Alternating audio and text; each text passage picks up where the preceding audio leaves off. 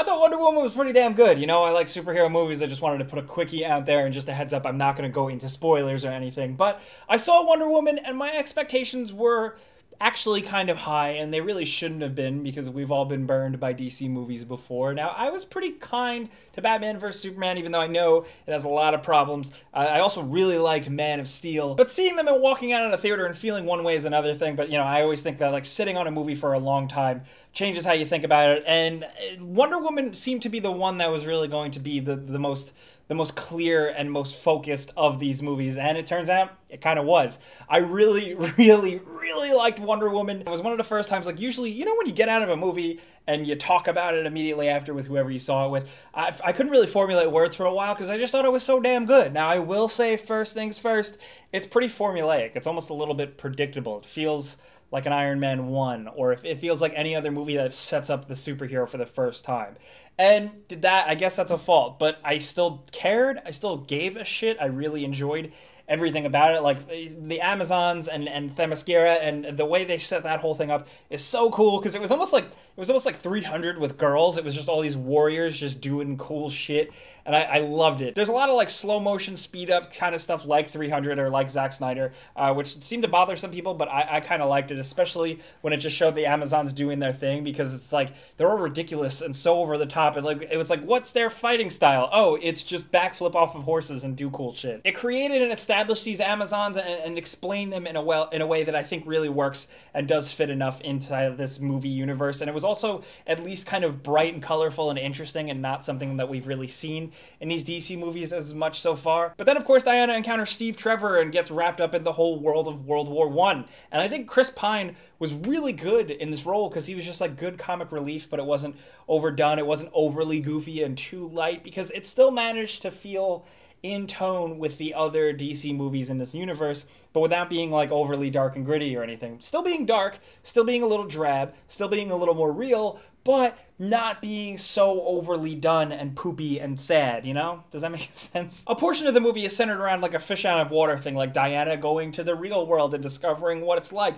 And they didn't overdo it. It wasn't like the original Thor movie where it was like half the focus. It was for some light comedy, and it moved on. I thought the movie was paced pretty well, especially once you start to meet the characters that she fights with and kind of groups up with. And with that, when she goes into battle and she goes to fight the Great World War and she goes out on the front line in the trenches, that was amazing. Like, it was so good. It bothered me too, because I'm wearing a shirt. I hate it. I really like Captain America. I take Captain America really seriously. But the first Captain America movie was such a disappointment for me because it didn't really capitalize on what it had. And I think Wonder Woman is an example of how I wanted the Captain America movie to be. Captain America, the First Avenger, didn't actually really have a good battle scene as much as I was hoping.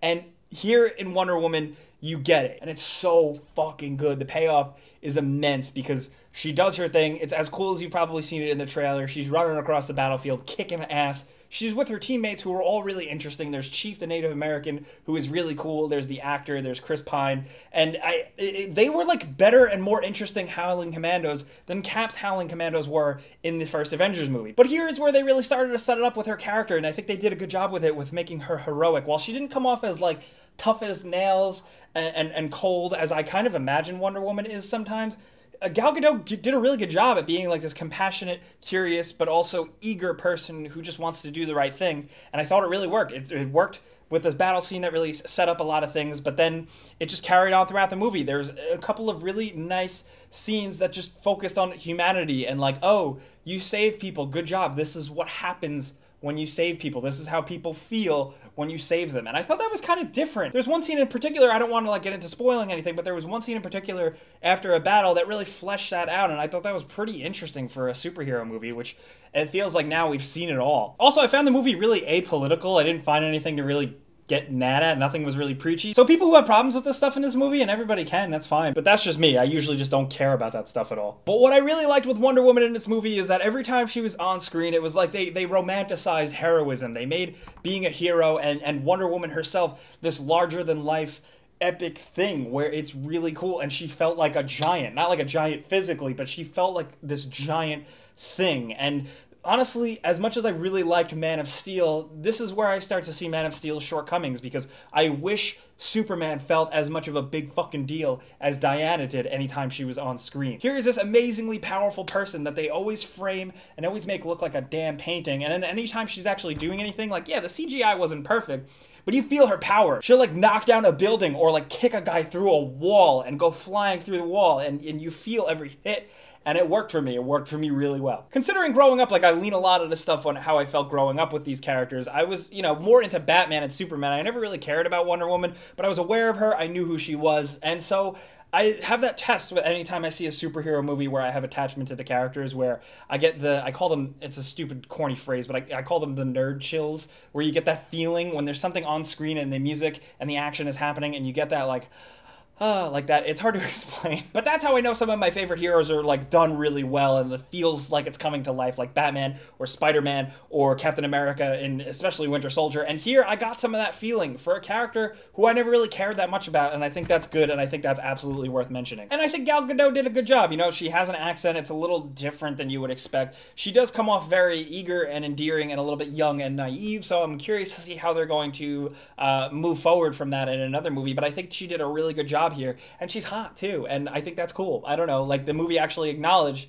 that she's cool and hot and awesome, and they didn't really shy away from anything like that, and I thought it was cool. One thing I really didn't like with the movie, though, is that by the end it does devolve into like a Batman v Superman, like, big CGI green screen fest where there's just a big bunch of nonsense happening, and it kind of lost me. Not so much. The movie did do a good job of not going completely overdone on the CGI. It like almost took me out of it, but not quite. I think, like, from beginning to end, though, overall it's a pretty satisfying movie. I felt good after I saw it, and I knew as I was sitting there watching it, I was like, oh shit, I can't wait to see this again. The music and the score is incredible. Obviously, I've said it before, like, that Wonder Woman theme I really like. It gets me hyped. I thought she was the best part of Batman v Superman anyway. And here they really capitalize it. There's good action, there's some good slow moments here and there.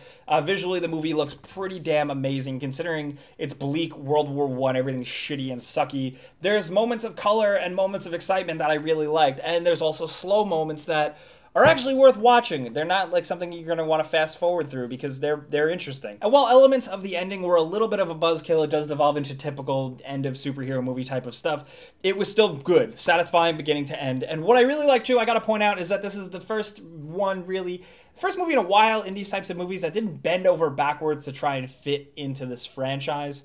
There's a little bit in the beginning and a little bit in the end, but it's really nothing. It's so small, so slight. There's no after credit scenes. There's no nothing. So this just exists as a movie and lets this whole bigger franchise kind of exist for itself.